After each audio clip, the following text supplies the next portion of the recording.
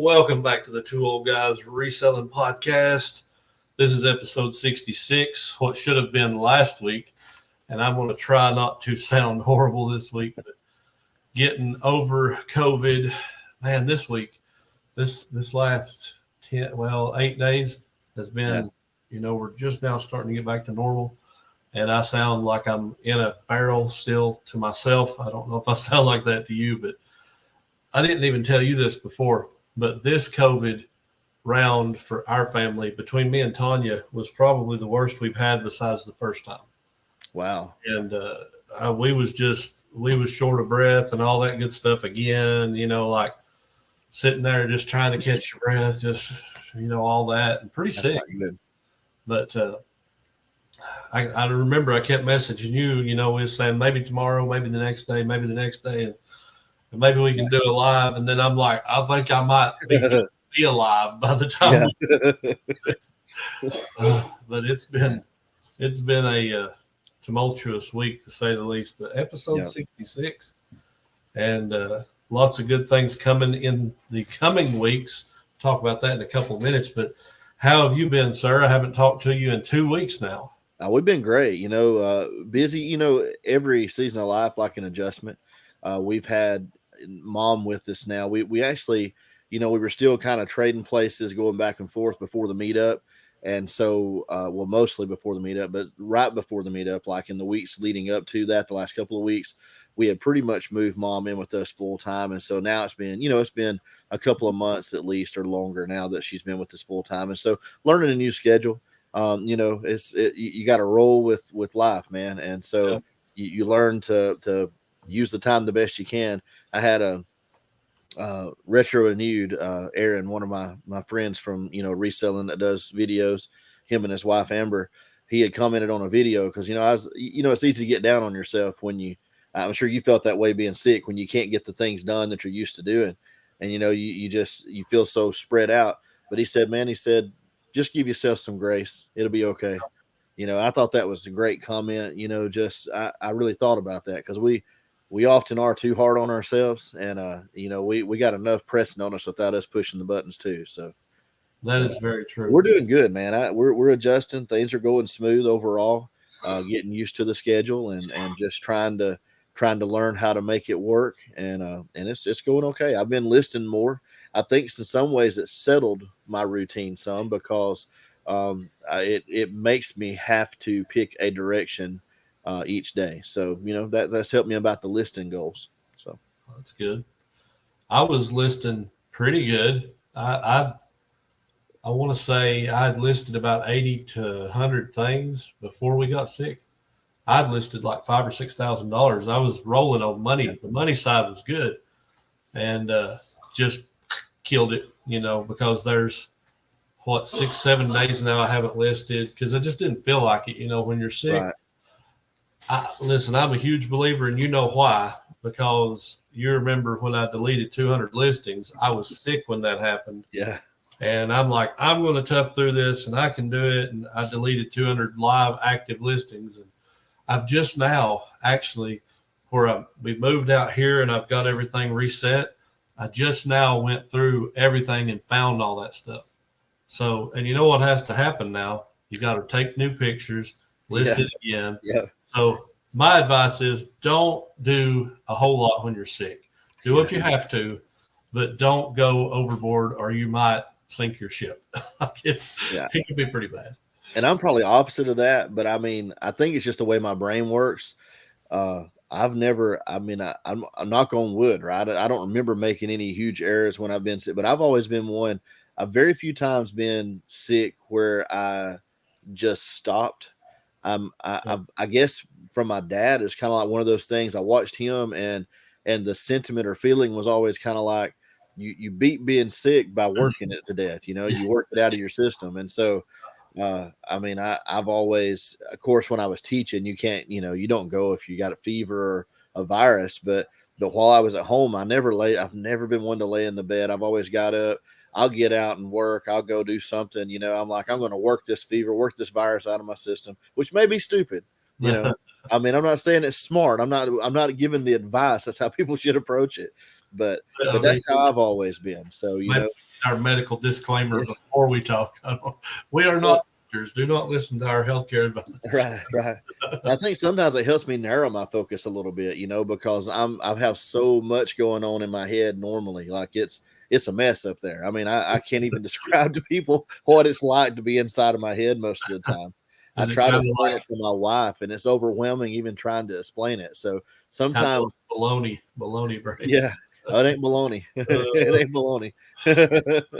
But I think that's why even like with mom, it's kind of helped in some ways, like there's ways you have to adapt and things that hinders. But for me, in some ways, because like if it requires me to be in the room more like 70% of the day, like in my listing space, then that means I'm going to be listing more. Whereas, if I think, oh, but I need to go do this, oh, and I need to do that, oh, and I need to do this, when she's not with here, then I get so scattered. But it really helps me stay, kind of focused on the one thing a lot of times. I think I benefited from that some. I definitely need to work on scheduling better, but hopefully to get some things off the plate eventually. I hear you. I'm right there with you. I think, getting kind of tunnel vision every now and then where you're instead of being shooting at everything, focusing down is a good thing. Definitely a good thing from time to time. So we have a pretty big guest coming up next week. We do. And I don't know if you guys follow him on Instagram, Facebook.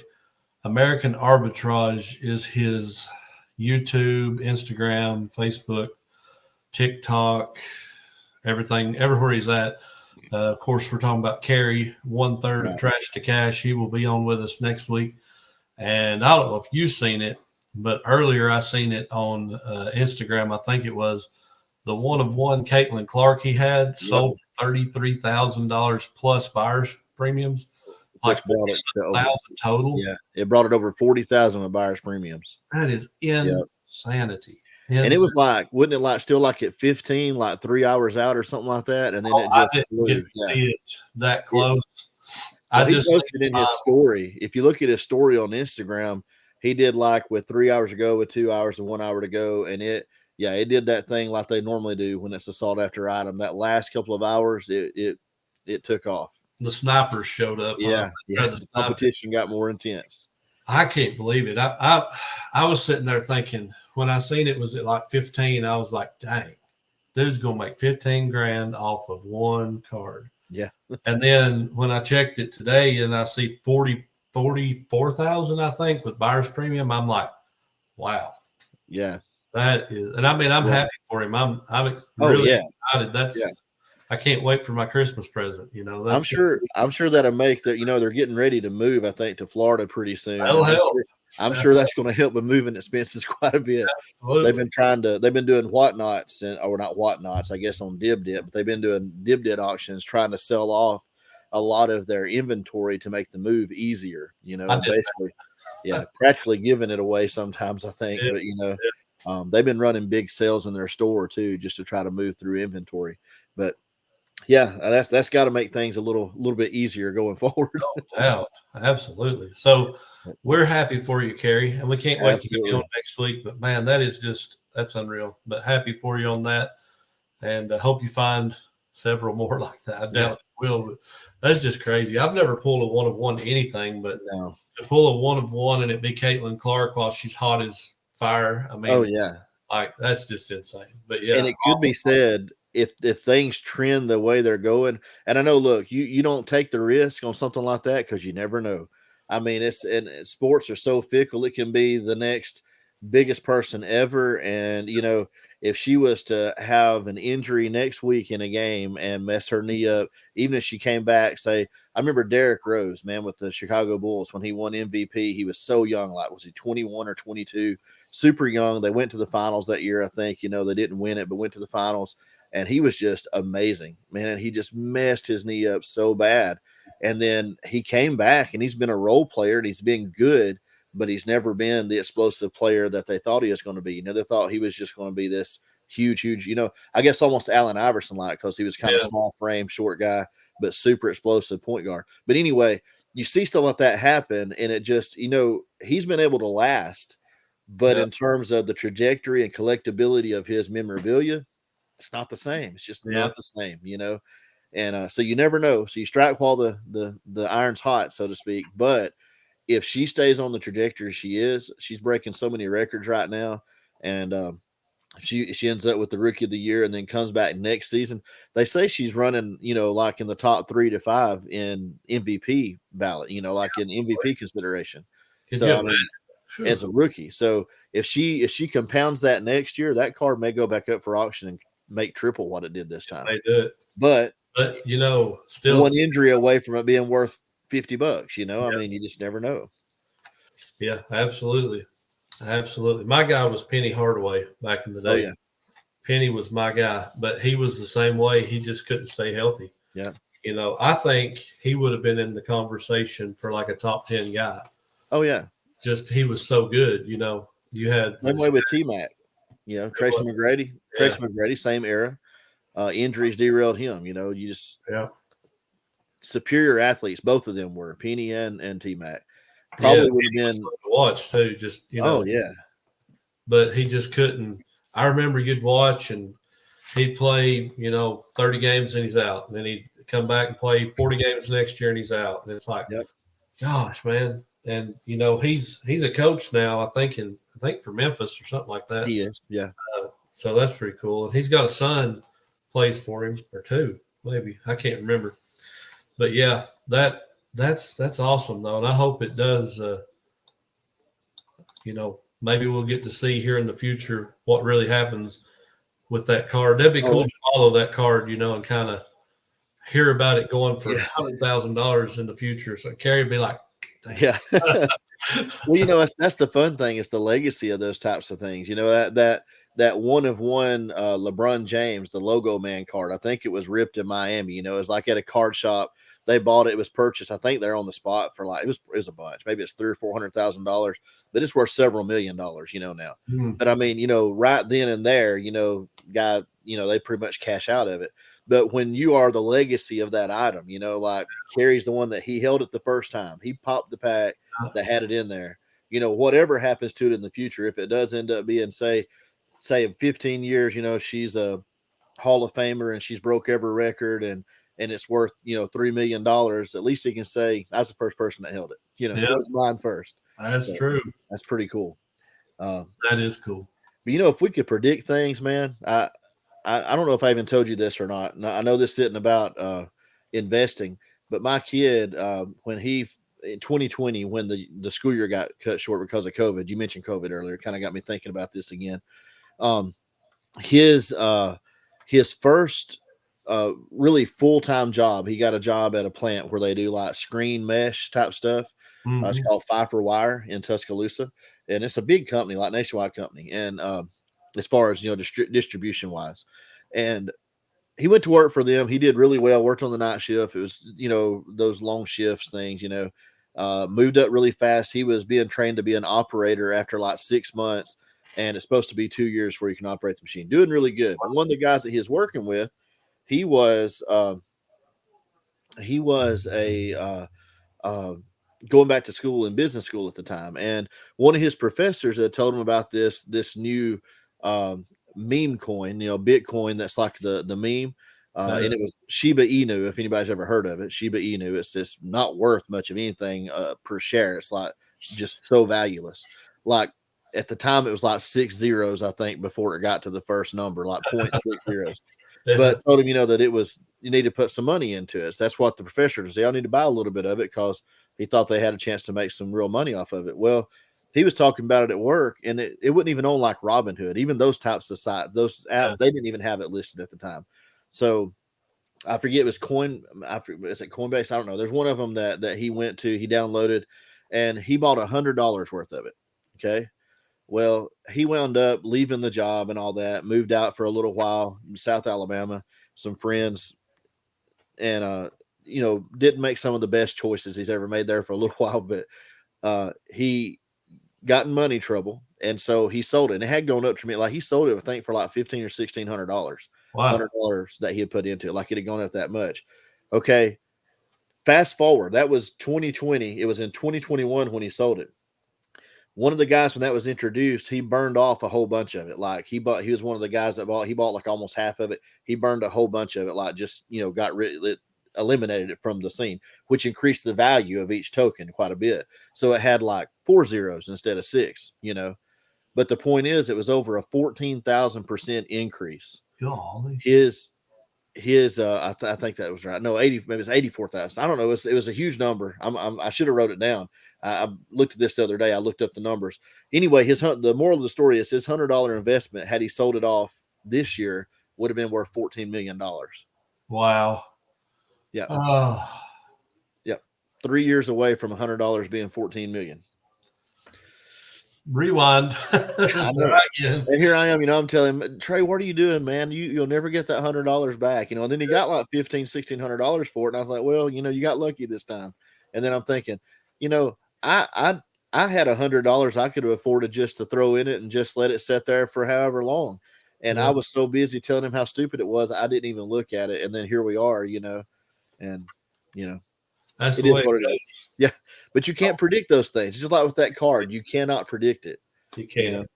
I worked with an older guy, and he was one of those old guys that, just hard-working farmer guy. He told me one time, he said years ago, he worked in a body shop. He said some friends of his told him, said, there's this new restaurant chain opening up. We need to get in on it. Said they're going to sell, home style food and have a gift shop. And he said, that'll never do good around here. That'll never catch on. So he didn't do it. Well, his friends did. A couple of them invested, $500 or $600. Well, it was Cracker Barrel. He said if he would have invested $500 back then, he would be a multimillionaire now. And I'm like, yeah, Cracker Barrel's like huge in the South, Yeah. And he told me, he's like, you just never know. You just never know. Well, it's kind of like it was in Forrest Gump when I was a kid that he had invested in that fruit company, the Apple. That's why he got his letter in the mail that investment in that fruit company all them years ago was paying off, I had my history teacher in high school. She had talked about, she mentioned Dollar General. And at that time, this is a long time ago, Dollar General was just kind of really taking off. Mm-hmm. That she had said, that she had debated, and it was one of her regrets. Like she had started when it was a fledgling stock, trying to compete with Walmart, that she had been told, you ought to put some money in that. And she had thought about it. But then by the time it was to where, she said, okay, well, it's going to be successful. Then the stock price is so high, even then, that ordinary people, you can't buy enough shares to really, pay off. You got to catch it when it's really devalued. But now you look at it, it's like all these memes about Dollar General. It's like you turn around, oh, there's one in my backyard now. We drive by like 3 or 4 on the way to Tuscaloosa in a 30-mile stretch of road, and they're in the middle of nowhere. Like one of the last ones that's put up, there's not a store or a gas station or anything anywhere near that thing, man. Just middle of nowhere. But they're cutting into the Walmart profits doing that. Yeah, save you a 20-minute trip to town. And just stop here. That's it. It's crazy. And when you can run the whole store with one person there, that's the way they do it. That's it. The way they do it. Keep overhead down. That's exactly right. Walmart works 145 people and still don't have anyone to check you out.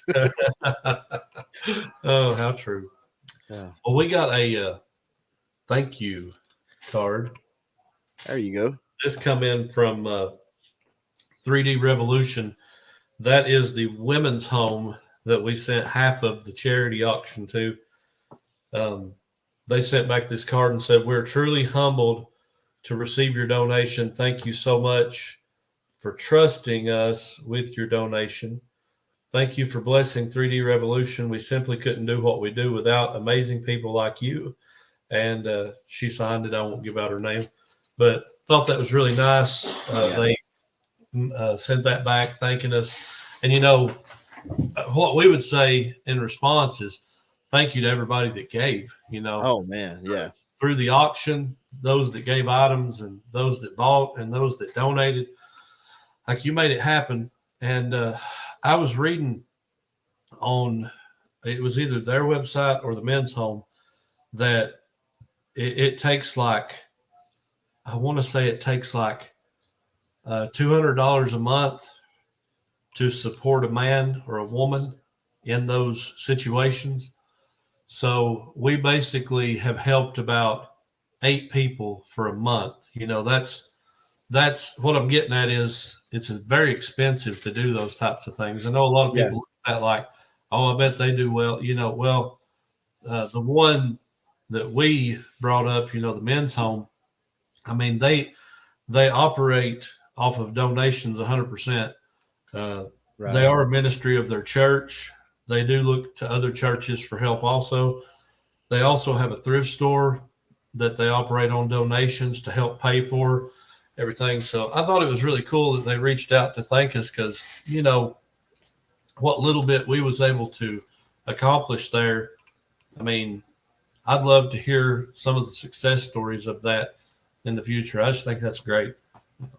It's great. It is. Absolutely. I was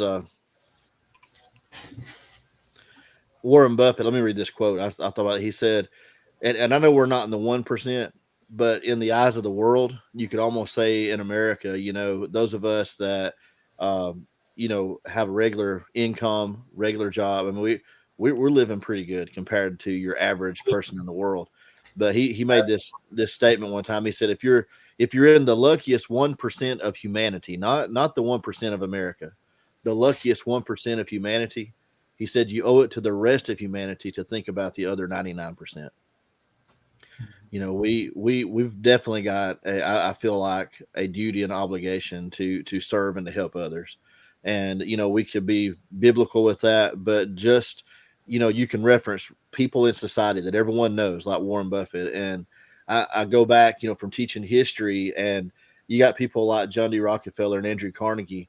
And, they reach a certain point in their life, both of those men, where they decide, what, I've accumulated this vast fortune, but now what am I going to do with it? And they start to give it away, the way that they choose to.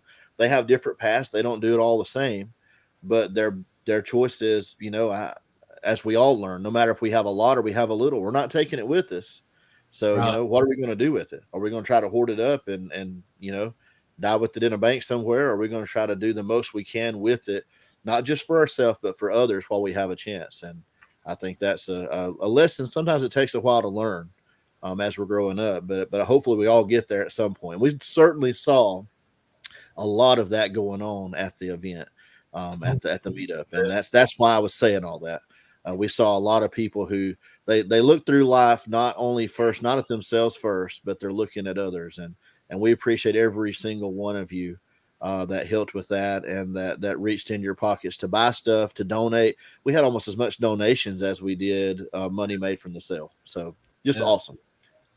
Well, and it's a biblical concept, man. Look not on the things of others, but on the things of yourself, but on the things of others. Yep. Thinking about other people, and not feeling like you have to, but you get to. Exactly. God gives us the ability to help people, truly help people, not just in visual, but truly help people.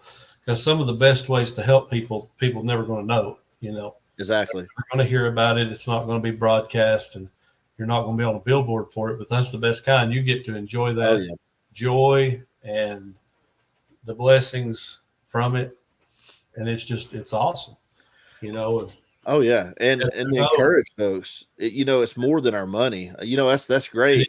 And sometimes because of our situation, that is the thing we're able to do. But I'm telling you, even the smallest amounts of your time that you can give away, I mean, even when it's family, sometimes, I was having a conversation with Casey the other day, and she's like, I think we all have this feeling like, this search for what is my gift? What is my purpose?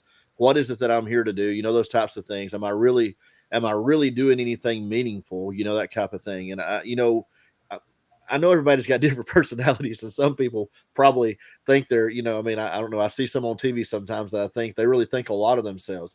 But I think most of us, when we evaluate ourselves and look in the mirror, honestly, we probably we're probably pretty critical and wonder why we're not doing more. We probably see more of the things that we have failed to do than the things we have done.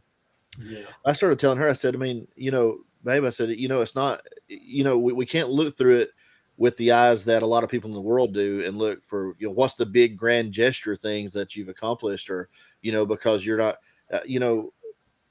what she does for my mom, I mean, the selfless acts, the things that when she, would rather come home and do other things, but she has to come home and do those things. Yeah. I said, and it's not to criticize anyone that doesn't do that, but for her, that's a gift that she's been given that she's able to give back through. And it may only be seen through my eyes and through mom's eyes, but we see it and God sees it. And those things matter too. And I just want to encourage people that it don't have to be a grand gesture. Sometimes it's the small things. It's the small things. Some of you dads out there, when you're tired as you can be and you've worked all day long and that kid wants to throw the ball, and you really don't want to do it, but you smile when you're asked and you go do it anyway. And you're not really even wanting to, but man, it means something. Those things mean something. And so that ain't serving. That's just being a dad. Well, there's a lot of people who don't take time to be a dad. I mean, things matter. Things matter. They do. They absolutely do. All right. Well, let's roll on into a segment this week. We'll try to do this in the middle of the show instead of at the end of the show. Let's hit our comment of the week this week, which will be our comment from 2 weeks ago, since I had to go and get sick. But comment of the week, I'll go first, and then I'll let you go next. Okay. I'm assuming we were still talking about the milk and the crisis of don't drink that milk and all of that good stuff. Which, listen, if there's one piece of advice I ever give, it's don't drink that milk. I promise you. But Corey and Teresa, Grams and Pops Vintage, I'm assuming it's Corey. He said, everybody knows brown cows make chocolate milk, Caleb. So I'm with you, Corey. Everybody knows it. Yeah, I think I have made that comment that how a brown cow can eat green grass and make white milk. Yeah. And I asked you where chocolate milk comes from. But yeah, exactly. And I went with, I've already mentioned them, but Retro Renewed, becoming pretty good friends with them. Great folks. Check out their channel. They do a live broadcast Monday through Thursday, generally sometime around 7:30, 8 o'clock in the morning, sometimes a little earlier, sometimes a little later. But great folks, a lot of good information, and they're really killing it with reselling right now. So anyway, they said with lotting versus selling individually, it comes down to choosing the work that you want to do or need to if you need the inventory. So if we are well and it's not something I want to work on, be gone, Adams. Yeah. So no, we talked, I think, a little bit about the shop coming stuff, and whether to hold on to stuff, sell it individually, or maybe, use an avenue like that, an outlet to sell stuff. I like lotting items. I think that, not always just to get rid of them, but I found like with the music, especially for me, I found that the better you learn any niche, the better I learn it. Some of the stuff that probably just wouldn't sell and I'd end up having to either donate or put out at a yard sale, I don't necessarily get more money for it, but I'm able to make my item that's selling for about $30 be more appealing when I put the second item from the same artist with it that's only selling for $3. I put it with it, don't change the price. I'm probably never going to sell the other item otherwise, but I get both of them out of the house and I put my item, to be more favorable in the eyes of the buyer because they feel like they're getting a bonus, when they buy the one they were going to get anyway. And so anyhow, there's a lot of strategy, sales strategy involved in that. And then, of course, you find the right lot, man. I'm with him on that. You find the right lot. How do you pass it up if there's a lot of money? Even if you don't want to deal with it yourself, if you can buy the lot and you can flip it, for twice what you paid for it to someone else that wants to break it down, and then they can get 3 times their money out of it, everybody's a winner. Yeah. Everybody's a winner in that situation. Absolutely. All right, what about sale of the week? You want to do that? Sure. Well, mine's music again. So, surprise, surprise, right? Actually, I've had a good last couple of weeks as far. I've had some decent sales. I sold 2 of my hats, by the way, that I bought that when I went for the books, and it fell through on me. And I come back with all those fedoras. I sold one for 70 and one for 50 already. So, I mean, I've more than got my money back. I think I paid $3 a hat. But anyway, my sale of the week was a lot. You're going to like this. I know you know these guys. They're called Peter and Gordon, and Man, yeah, listen to them just earlier. yeah, they're awesome. So I sold this lot of Peter and Gordon 7 CDs for $134.99. Wow. Yeah, That's pretty dang awesome. Old Pete Gordon coming through. Look, this is what I've decided sometimes on this stuff. When it's some of it's kind of rare and you can't find real good comps for it, and some of the comps on the individual ones are high. When I put them together and they're paying one shipping price on some of these things, Caleb, I've just slapped a big price on it just to see if it sticks. And I'm surprised at sometimes how it sticks. It's like It does. I'm just like right out of the blue, cha-ching, and I'm like, are you kidding me? It really sold for that? Yep, it does. So yeah, it does. That's crazy. That's a good sale. Yep. Well, mine is a special sale.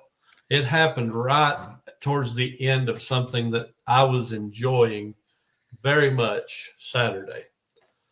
It was the opening week of college football, and my Tennessee Volunteers won their game 69-3 against the high school team down the road. Yeah. It was a pretty pitiful team.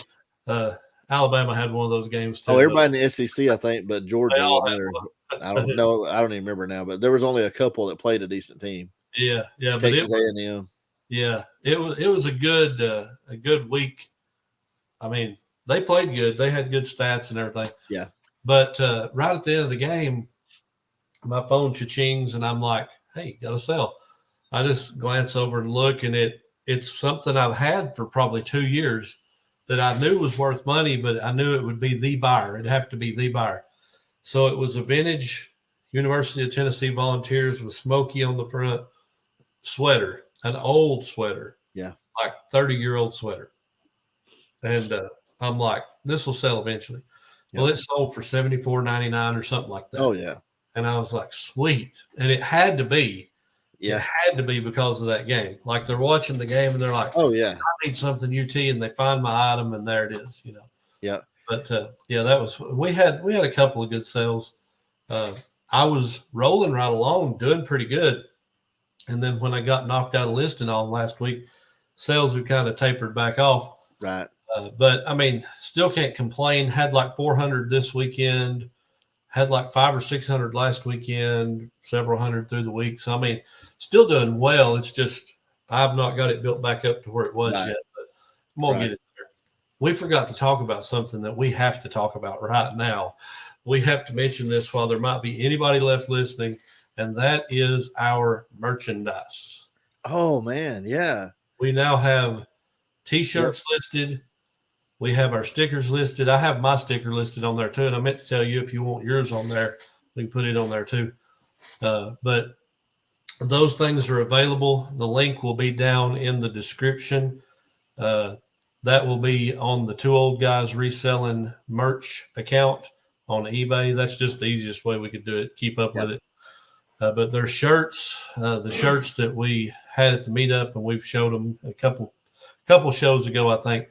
Those are available. You get your Two Old Guys Reselling Podcast t-shirt, get your sticker. I've got a sticker. Josh has a sticker not listed yet. I'm sure maybe he's not greedy, money hungry like I am. But I mean, we're selling them for like, I think it's $7.99. So, by the time we ship them and fees and everything, it might be like a $4 or $5 profit total. Just enough. If you want to support the channel, that's a good little way you can support the channel. And, not even a huge thing, but it's big to us because we've already decided we're going to take that money and put it back towards any future plans for an event that we might have to try to help us fund that, just to see how much better we can make it. Right. So, but yeah, that stuff's available in the link below. So go check that stuff out. Absolutely. Excited about that. Glad that it's available. I know we've been talking about it for a few weeks, and hopefully, it's the first of, several things in the future as we grow. And that's the hope. So I've been growing. I'm still growing. I'm growing round. Oh, man. I don't even want to talk about that. Look, Casey asked me last night. She had said something about making cookies a couple of days ago, and then she never made them. I tried to talk her out of it. I picked up what she wanted me to pick up that she didn't make them, and then she brought it up again last night. She's like, I was thinking about making some cookies, and she said, "Would you want some cookies, or would you want something?" And I turned sideways, and I didn't. I said, "Casey," I said, "it's not a matter of whether or not I want cookies. I said it's a matter of whether or not I can not eat too many of them if they're made." I said, "So I'm probably good for a dozen, but I don't need them at all." I was serious. I wasn't trying to be funny. I was so serious. And she's like, "Yeah, I know we don't need them because we've been trying to eat healthier and more disciplined." Which you probably don't believe when you look at what I post on food, but sometimes that's the only real meal of the day. Yeah. But we've been trying, and so I thought it was over with. Well, I went back in the living room and sat down. I thought she was coming behind me. I'm sitting there waiting. I thought, well, she must have went to the bathroom or something. It's 10 minutes to pass. I thought, well, she must be looking at her phone. She's pulling a man thing. So then I heard something rattle, and I listened a little closer, turned the TV down. I heard the mixture going. I thought, oh my gosh! I walked in there. I said, well, "What are you doing?" "I'm making those cookies." I said, "I thought you weren't going to make them." "Well, I thought you wanted them." I said, "No." I said, "But yes." That's my way of talking out. Yeah, like, no, please do make them. I said, "Oh man." So anyway, I ate way too many cookies last night. I drank a glass of milk. I drank that milk. I sure did. You drank that milk. I drank that milk. I shook it up, poured it out. That kind that separates. It'll separate already. It'll come out separated too. Don't worry. But anyway, it was good. They were so good. She made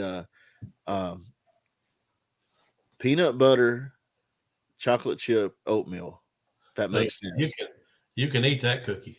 Oh man, it had like the oats in it. Yeah, peanut butter, oats, and then chocolate chips. Sounds pretty dang good. Oh man. Sounds pretty dang good. It was so good. I was eating them while they were still warm, kind of like a Krispy Kreme donut off the line. They were just going down so easy. One place we didn't take you guys when you was here, we should have took you. I didn't think about it. We have a donut place in the town. I guess my directions are not good, but I want to say it's east of us, not east, west of us. I'm sorry. And a little town, Sparta. And there's a place called CH Donuts. Man, I'm telling you what, everything they have is to die for.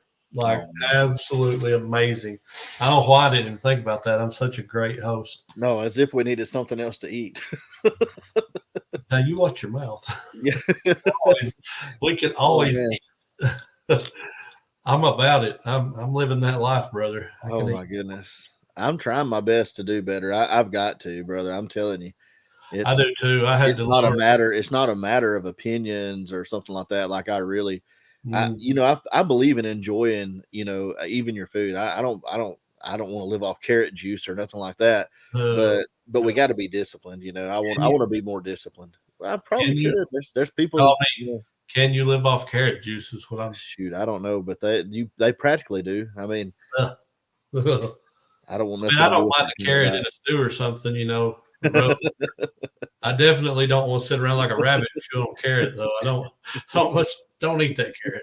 Okay, it's no good. Oh my goodness. Because Tanya will take the baby carrots, and yeah, I'm like, no.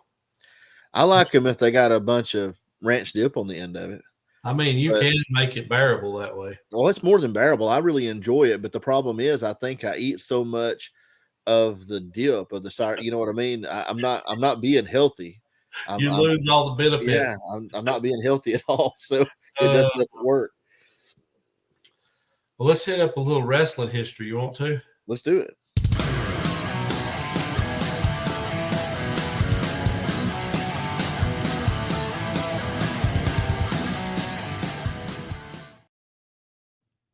So I'm going to read mine in this voice. If I can channel this voice with my the way I feel. I feel like you're about to be the king of the ring, but we'll see. I'm about to be, brother. Let's do it. I want to hear it. Let's see here. Lay it on us. 1987, in the final match of the King of the Ring tournament held by the WWF in Providence, Rhode Island, Macho Man Randy Savage defeated King Kong Bundy. Yeah. He would adopt the moniker Macho King Randy Savage until 1991. That's it. Dig it. It's a little scarred right now, but it is. It's a little dark. It's a little dark. That's kind of a cross between Macho Man and Batman. Macho Man. Hey, that Batman guy that does those voices is talented, man. Yeah. Yeah. It's so I went with that's a great moment, by the way. The Macho King, that was good stuff. Macho King. He was the man. He was. He couldn't do anything wrong, dude. He was so good. I went with Clash of Champions. I think it was 1991. Clash of Champions 16. And the match that from that I picked was the Enforcers defeating Rick Steiner and Bill Kazmaier for the tag team titles. It was a vacant title at the time. There had been this long tournament and build up to that particular event and to that match for those titles. I guess the interesting part about it to me is, I love Bill Kazmaier. I think Bill Kazmaier is awesome. He was an awesome wrestler. He was a stooge. He was a strongman. But literally, like he won the World Strongman title 3 times. And so when I was a kid, man, I loved watching the replays. I loved watching the new strongman competitions too when they would come on each year. But on ESPN, I could watch those replays for hours. And Bill Kazmaier, man, he was a beast, just a beast. Yeah. So I always thought he was amazing. Won 3 strongman titles, 2 of the powerlifting world championships. I mean, he was the real deal. Those dudes were built like tree trunks, though. I mean, they were just huge. Yeah. And they wasn't necessarily like you see all these ripped up guys, with all the muscles. Like, them guys ain't nothing compared to these dudes that are like built like a dang tank. I mean, stout as can be. Well, it's like Eddie Hall, I'm sure a lot of people know Eddie Hall. He's one of the more recent ones. Just huge guys. What's the guy? What's the one? I can't think of his name right now. I may have to come back to that next week. But the American, the more recent one, he does a podcast and. Oh, I'm not sure about recent. Oh, Brian, is it Brian? I don't know. I'm not sure about the more recent ones. I know Magnus. Oh, Magnus, yeah. Was it Magnus or Magnusson? Was it Magnus Samuelson or Magnus Magnuson? It was something like that. Magnus was his name. I can't remember if it's Samuelson or Magnuson. I can't remember. I just remember something like that. No, I had it right. Magnus Magnuson. That was his name. Okay. Yeah. What a name. Don't mess with Magnus Magnuson. You'll get smacked. Yeah, it's Brian Shaw is the one I was trying to think. I just wanted to make sure I had it right. But Brian Shaw is a beast, man. You should look him up sometime. It's crazy. He's not the old coach of the Magic, is he? No, this guy is 6'8". Like years old by now. This guy is legit 6'8", over 400 pounds. Jeez. Like 400 pounds of man, not like 400 pounds of flab. I've got to look him up now. Oh man, what a dude! Yeah, he's scary big. He looks like you remember Albert, the wrestler, Prince Albert. Yeah. Albert. He looks like him kind of a little bit. He's a bad dude, man. I'm telling you. He's exactly what I'm talking about. He is just all kinds of bulk, not a ton of definition. He's got some definition, but it's showing. I'm looking at this picture of him beside 2 bodybuilders that are normal looking guys that are ripped up, and he looks like a monster standing next to him. Yeah. They look like kids. Yeah, that's what always puts it in perspective. When you put one of those guys up against like your Mr. Olympia types, because they look so big when they're all standing up there on stage next to each other, and all flexed out, and stripped down from not eating for so long, the dehydrate, all that stuff, seriously, to stand out during that time. And but then you put them next to one of those guys, they don't even look big at all, No. It's crazy. That's crazy. But anyway, Bill Kazmaier. That was my only reason for choosing that. Just like Bill Kazmaier. So Bill Kazmaier. That's cool. Good stuff. He made a go of it. He tried, Yeah. That's cool though. And of course, the Enforcers, by the way, Arn Anderson. Now he was good. I liked Arn. Arn was a tough guy, man. Yeah, he was. Like Rick Steiner too. Arn and Rick both were kind of favorites of mine. I liked both of them. It's kind of going back to that day though. Those guys were legit tough. Like, oh yeah, the Steiner brothers, the Andersons. I mean, a lot like the Undertaker, even on up a little bit like Kurt Angle, Brock Lesnar. I mean, these are guys that I could legit see transitioning over to UFC and doing okay. Like, I think Kurt Angle could have been phenomenal in anything he wanted to do. Yeah. He was just so good. Yeah, his technique. I mean, because he wrestled, essentially professionally for wrestling. Yeah. I mean, that's the Olympics is about as high as it goes for the Greco-Roman style. So I mean, mat skills, there wasn't nobody much better than him. He was something else. He was good. He was good. All right, you ready to get into a little dad joke fight? Sure, I'm ready to win. Ready to? Not right. I'm ready. All right, I've had a week to think about this. You've had a week to bring another weak joke, huh? Yep. Okay, we're gonna find out. Are you ready? Let's do it. Let's do it.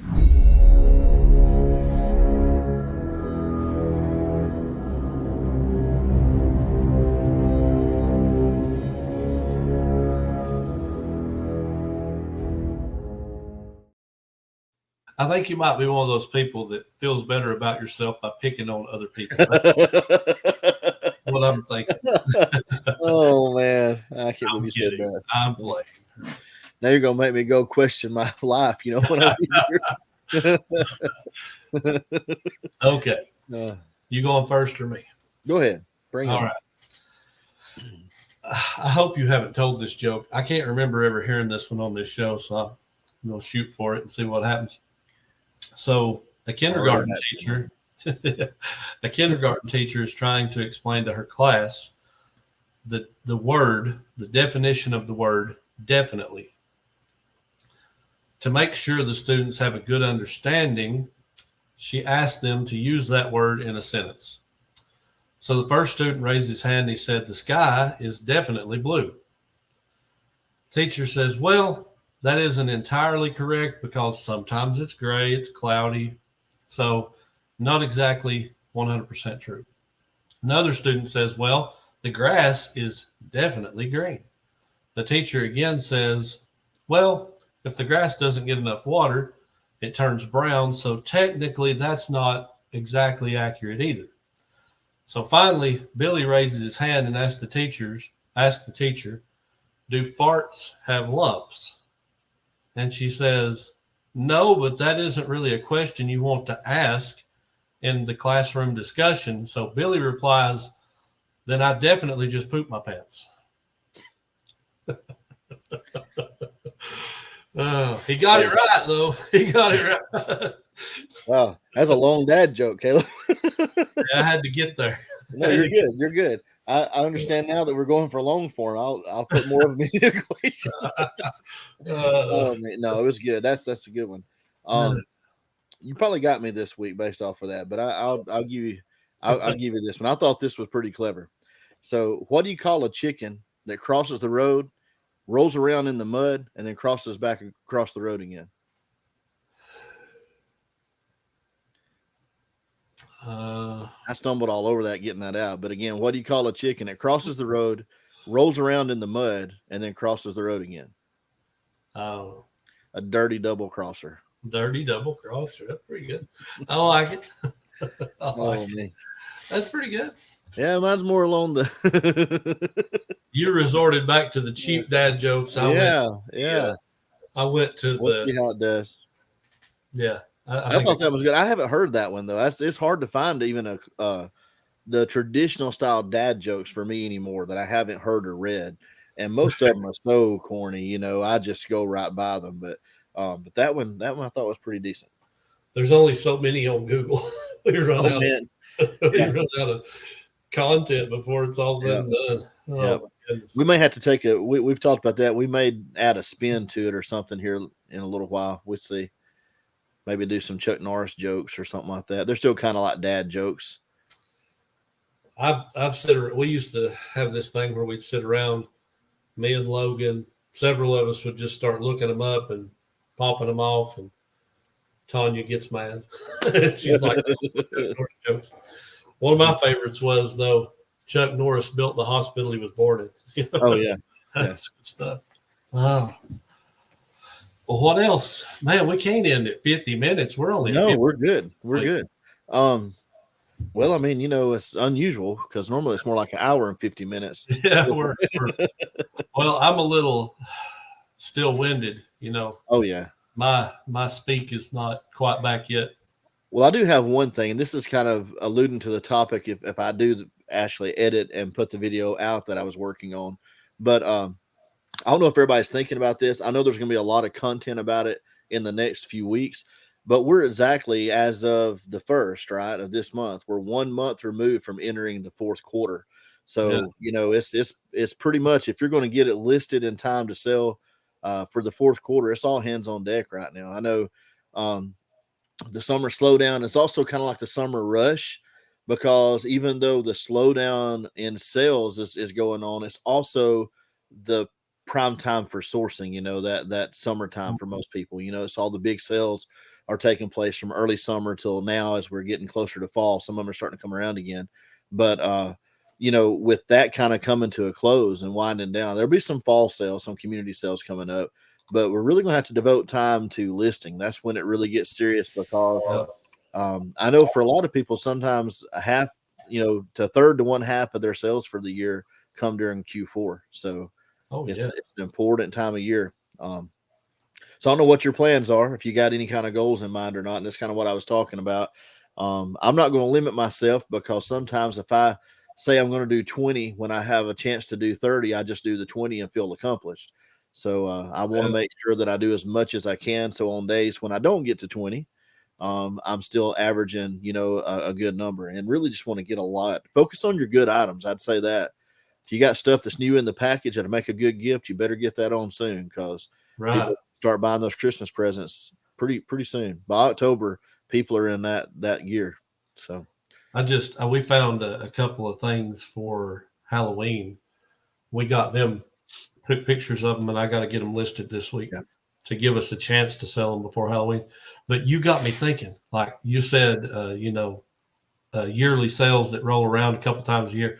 So I'm sitting here looking at one of the ones that comes up for us, and it's the first weekend in October. So that's just 4 weekends off. And we're going to have our big community sales. And then I don't know about the other one. I'm going to have to look that up too. It'll probably be on the same day.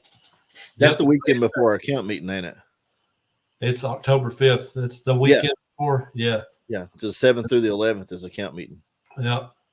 And then dadgum, if the other one we go to ain't on the same exact day.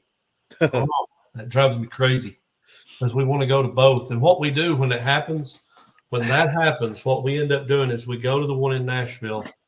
And once we get wiped out there, which is usually, those people will not commit to 8 hours. Their time frame is 7 to 3. Right. Their HOA gives them that 8-hour block twice a year for yard sales. That's it. But those people they just don't do that. So they're open 7, 8 o'clock, but they're shutting her down by 12 and 1. So at 12 o'clock, you might as well wrap it up and head out. So what we do, we head out, and after about 45 minutes of driving, we hit the other town, Watertown, where the other community sale is, and they'll stay open until 3 or 4 or 5 o'clock. Gotcha. So we'll go down through there, hitting some of the stragglers that's still open. Yeah, and we've done okay. And 1 year we did that. We was coming through Watertown. We got to the end, and Sparta is one of the next towns up that I was talking about earlier. They have one called the Dream Sweep, and they all three had theirs at the same weekend. So we was able to go through Sparta and catch some of those at the same time. But that's what kills me, and that's what happens around here. Like the ones close to here, all the communities around Tuscaloosa, within about 2 weeks, every spring and every fall, every subdivision and community around there does their sales in the same 2 weekends, just about. Yep. And I mean, they're so large, the subdivisions and communities. If you go to one and you stop at most every sale, you've pretty much spent your day. You've got to pick your community because, like you said, around where we're at, there's very few that are still out there, really serious about selling by 12:30, 1 o'clock. Most of them are cleaning up, putting up. And I mean, it's frustrating to me because I know we miss out on a lot of stuff because they're not spread out over the month. If there was one a weekend for, like a month and a half during the fall and the spring, we could do really well. But it's really a rat race. And, according to what you told me when I was at your place and how some of the other people have commented, you shouldn't have a problem though with, between you and Tanya and all those kids y'all bring. I mean, y'all ought to be able to go and you ought to be able to drop some of them off along the way at each of the other towns and just hit them all up. All 30 kids. all 30 of y'all's kids, Drop them off and have at it.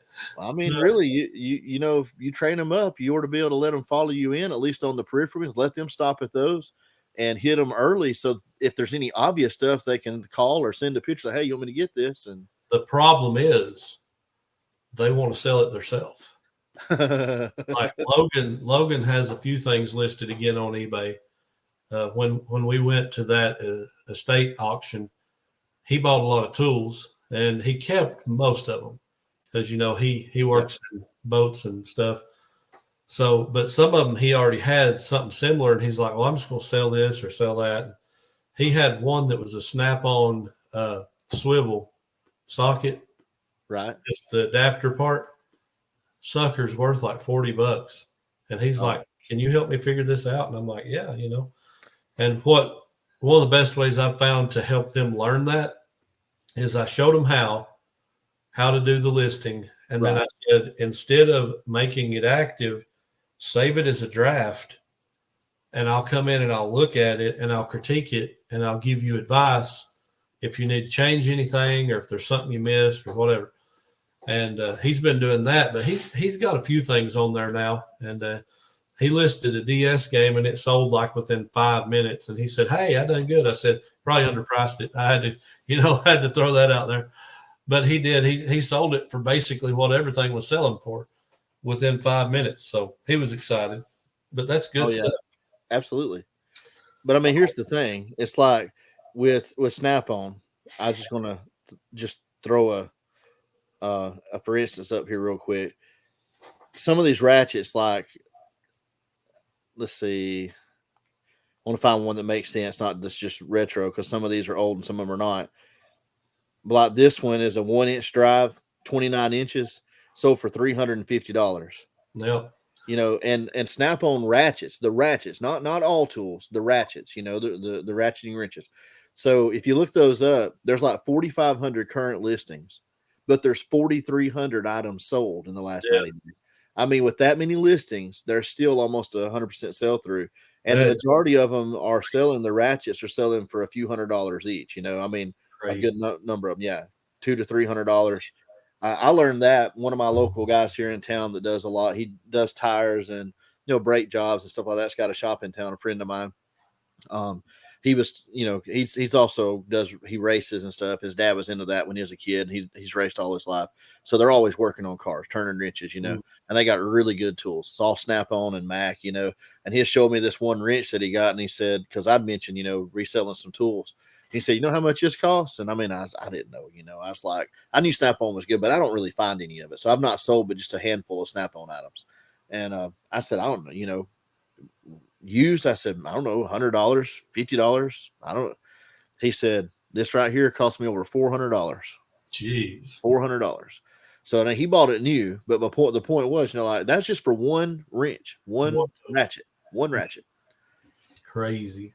He says, you can imagine this toolbox, how much money is just in a toolbox of Snap-on tools when you buy, like it's unreal. Well, we seen a Snap-on toolbox on Facebook Marketplace the other day, and I thought it was overpriced. They wanted like $2,000 for it. Logan said, "How big is it?" And he started questioning me. He said, "Dad, that's over a $5,000 box." I'm like, "What?" Yeah, retail, no doubt. It's a big one, but I mean, one of the big things, like Logan's got some Snap-on, he's got some gear wrench, he's got some stuff like that. But one of the big things about it is if you're in that field, he never has to worry about, if I break that. I mean, he just goes down the road and they give him another one. Yeah. And that's continuous. Like if you break that one again, go back and get another one. As long as Snap-on is a business, you're good. Yep. Unless they just completely overhaul their policies and stuff. But I mean, exactly. But as it stands right now, yeah, that's the way to do it. And that's what made Craftsman so good for so long, more than anything else, was their lifetime replacement. And there's not very many companies that do that with anything, anything. And when you're talking about something that's a premium product in its line that's worth that much and still under that, I mean, that's standing behind your guarantee. That's believing in your product. I mean, that's seriously believing in your product. So absolutely. All right. Anything else? I think I'm good, brother. All right. Well, that will do it for us on this week, episode 66. Be sure to check us out. Can I say one thing real quick? I know it's at the very end. Sorry. This just hit me. I meant to say this at the beginning, and we'll catch it next week for sure, closer to the start.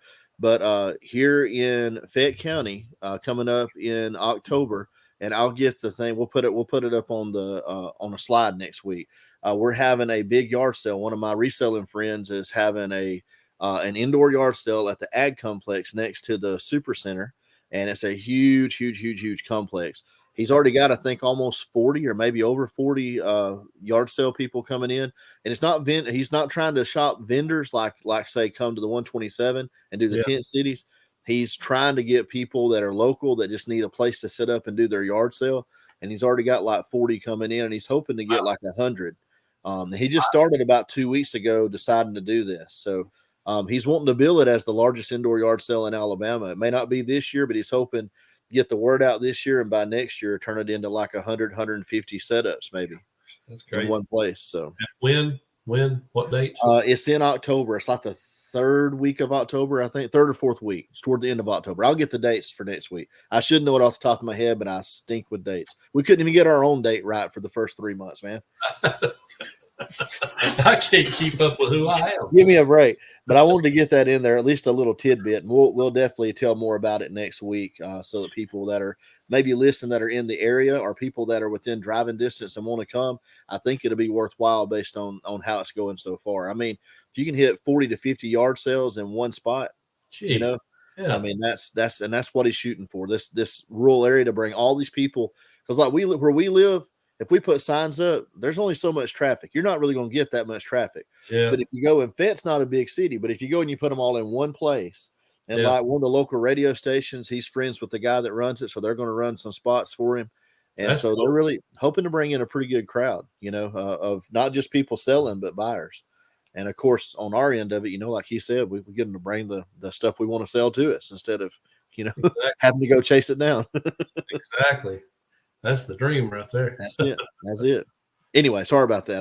That hit me out of the blue. I meant to say it kind of like the other, our product. I meant to catch it at the beginning, but I totally forgot till I just happened to look over and see something on my screen. And I'm like, hey, we didn't talk about that. But yeah, that's awesome. That may be something to look into to go into. That's not too far away. We can make that happen. Yeah. May have to do that. All right. Well, that's episode 66. All wrapped up, gift wrapped, brought to you right at your doorstep. That's it. Check us out next week. Carrie will be here with us. Looking forward to that. Got a couple of good guests coming up after that, and looking forward to them very, very much. But thank you guys for being here. And until next time, this has been the Two Old Guys. We are out. See you guys.